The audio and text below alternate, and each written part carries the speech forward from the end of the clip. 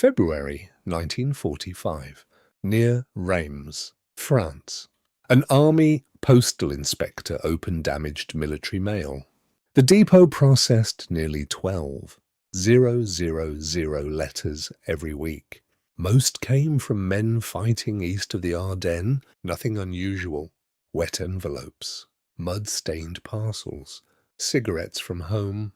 The inspector cut open one brown package with a razor blade. An American Army newspaper slid onto the table first. Then the medals fell out.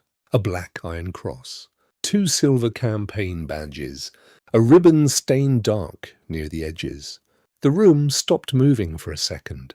One clerk reached for the medals but pulled his hand back.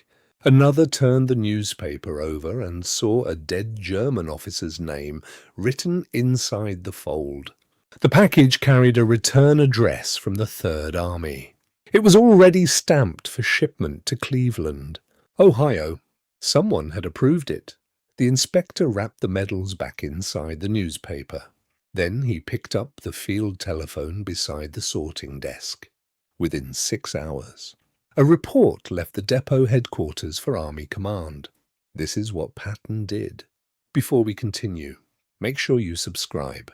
We tell the stories about World War II that expose the line between battlefield survival and battlefield morality.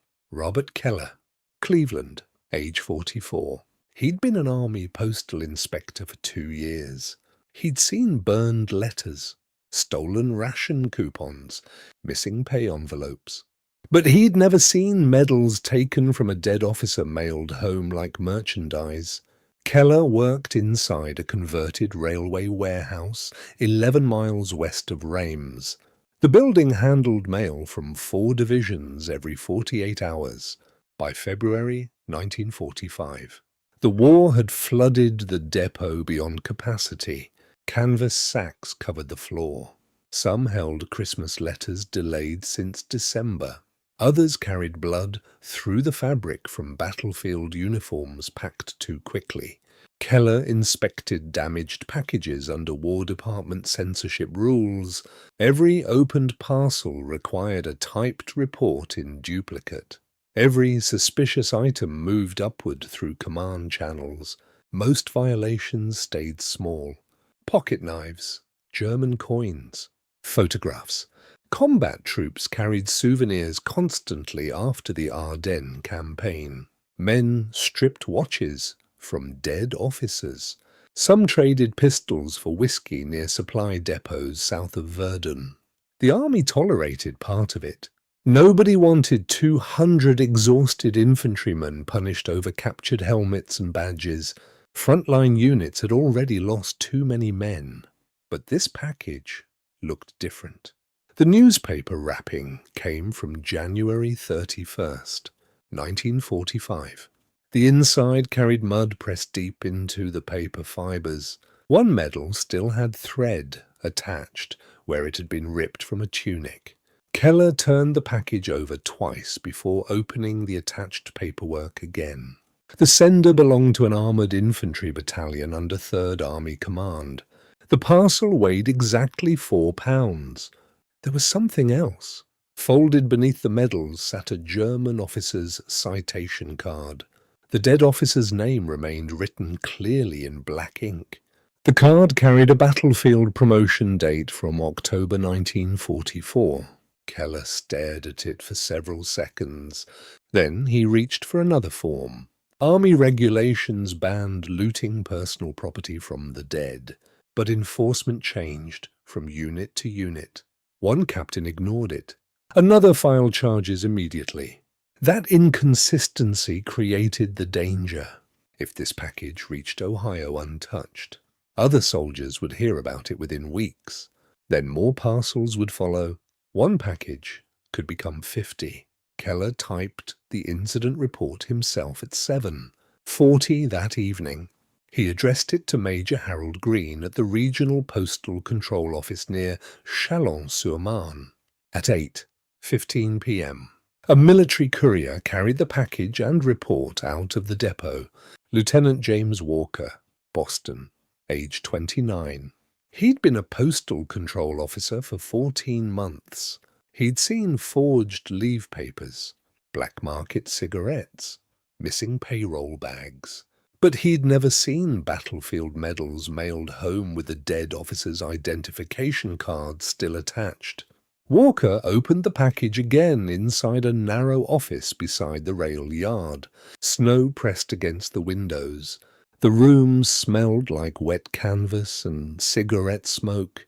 He spread the medals across his desk carefully.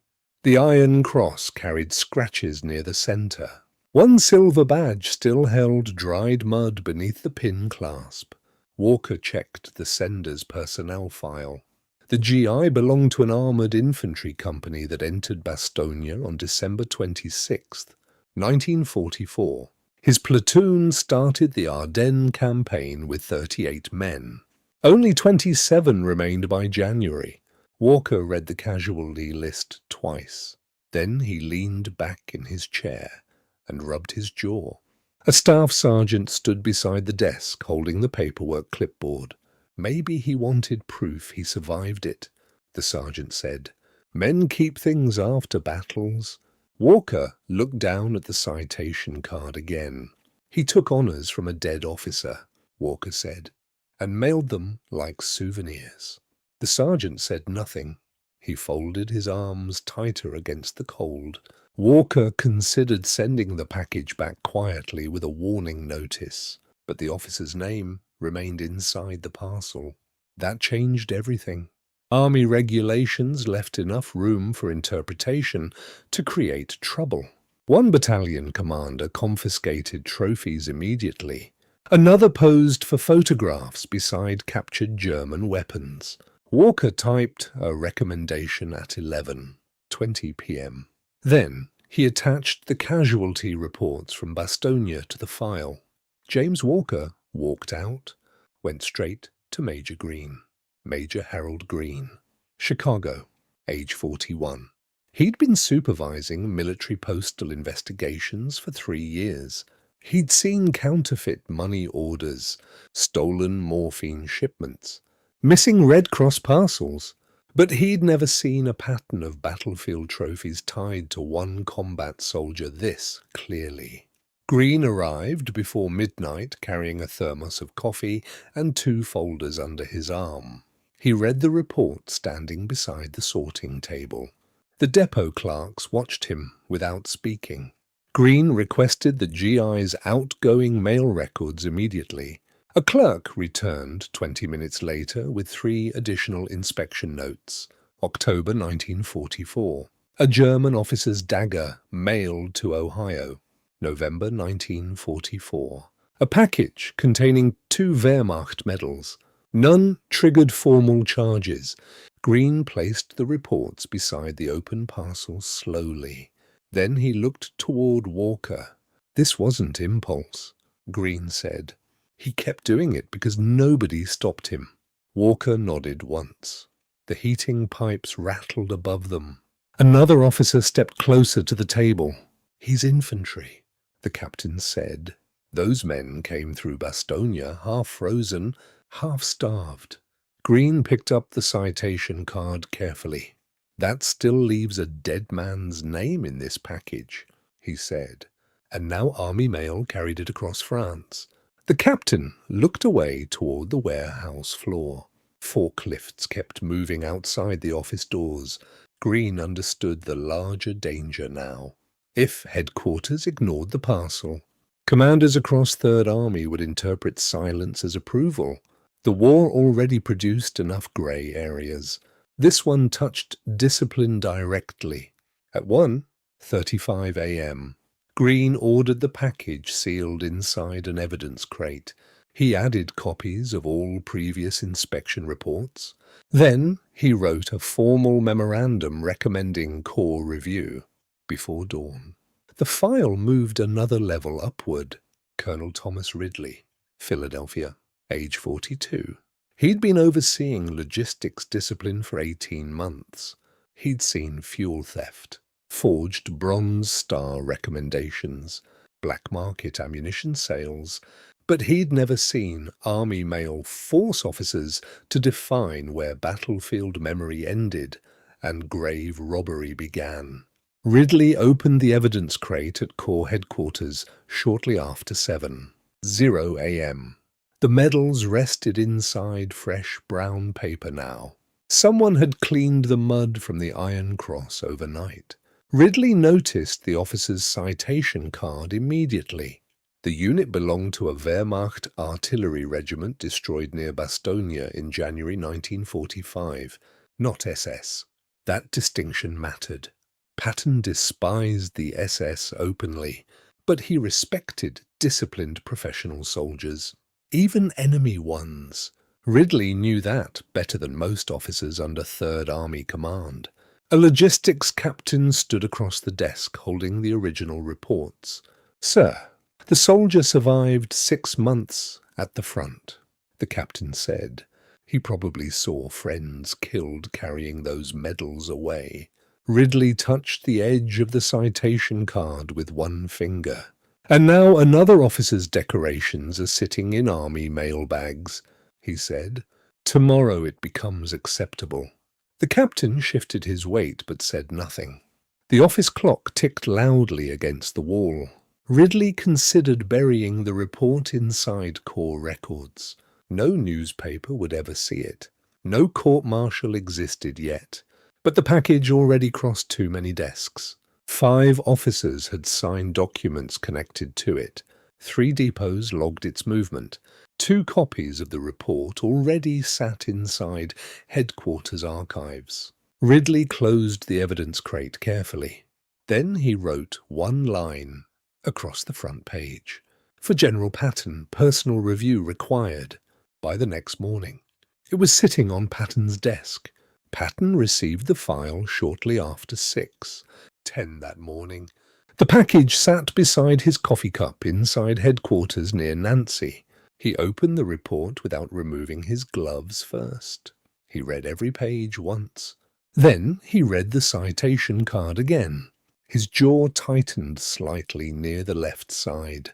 An aide stood across the office holding a morning operations folder. A dead officer's medals travelled through half the army like warehouse inventory, Patton said. "Now everybody wants someone else to decide what kind of soldiers we are." The aide waited for another instruction. Patton closed the folder slowly.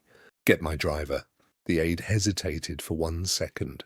"Sir, Corps can handle this administratively," he said. "There's no need for personal involvement."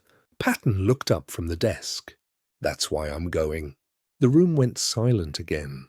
Patton stood, buttoned his combat jacket, and placed the citation card into the report folder himself. 90 minutes later, his jeep rolled into the logistics compound outside Chalon-sur-Marne. Mud splashed against the tires as military police cleared the loading lane. Patton stepped out wearing his combat uniform. 4 stars painted across his helmet. Ivory-handled revolvers resting low on his belt. Nobody moved immediately. 2 clerks near the rail platform straightened so quickly, one knocked over a stack of mail sacks. A forklift engine shut off halfway across the warehouse yard. One captain removed his gloves and held them behind his back without realizing it. Patton said nothing at first. He carried the report folder under one arm while walking toward the evidence room. The only sound came from his boots striking the concrete floor. A colonel opened the storage door for him. Patton entered alone. The room stayed silent for nearly 40 seconds. The evidence room measured barely 12 feet across. A single bulb hung above the wooden table. The medals sat arranged beside the folded newspaper, exactly as Keller found them. Patton stood over the table without touching anything. He studied the Iron Cross first. Then he looked at the German citation card for several seconds longer. The armoured infantryman entered with 2 MPs behind him. Mud still covered the lower legs of his combat boots. He stopped 3 feet from the table and saluted once. "Sir, I wasn't selling them," the GI said.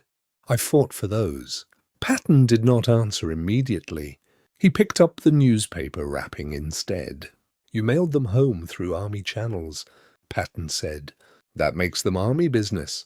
The GI swallowed once and kept standing straight. My platoon lost 11 men near Bastogne, he said. We buried some of them frozen into the ground.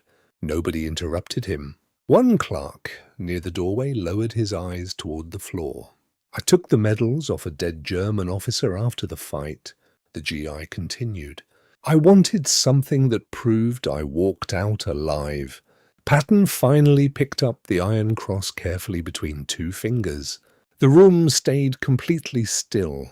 You think this medal proves you survived, Patton said. It proves another soldier didn't. The GI's hands stopped moving at his sides. Even the MPs looked towards the table instead of Patton.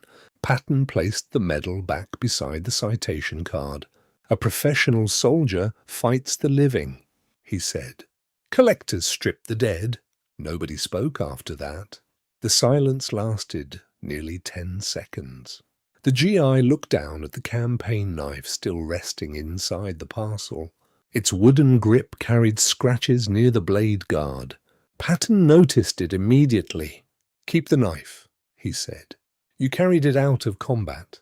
That's memory. The GI looked up, but did not answer. His jaw tightened once near the corner of his mouth. Patton touched the German medals lightly with the back of his glove. These go into army archives, he said. The dead earned them already. One major beside the doorway opened a notebook quickly. Another officer stepped forward to collect the items. Patton turned toward the GI one final time. Take the memory if you must, he said, but not the dead man's pride. The GI nodded once.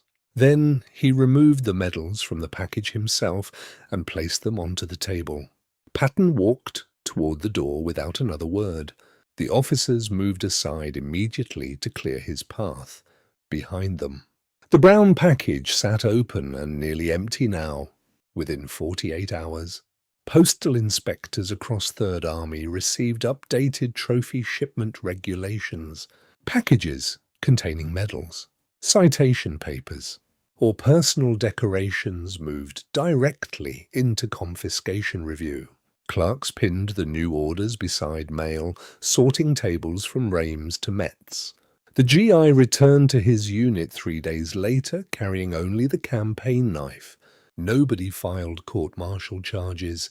Nobody mentioned the package publicly again. Years later, Robert Keller later said, I remember the silence more than the medals. Nobody touched them after Patton left. Patton never mentioned it publicly. In his diary, he wrote only one line. An army that robs the dead loses discipline 1 inch at a time. The war forced soldiers into impossible spaces. Some men carried photographs home, others carried watches, pistols, or helmets. To many infantrymen, trophies proved survival when words could not. But medals meant something different. They represented service already completed by another soldier. Even an enemy won. That line mattered deeply to Patton, maybe because he believed soldiers belonged to history before they belonged to themselves. Would you have allowed exhausted combat soldiers to keep battlefield medals?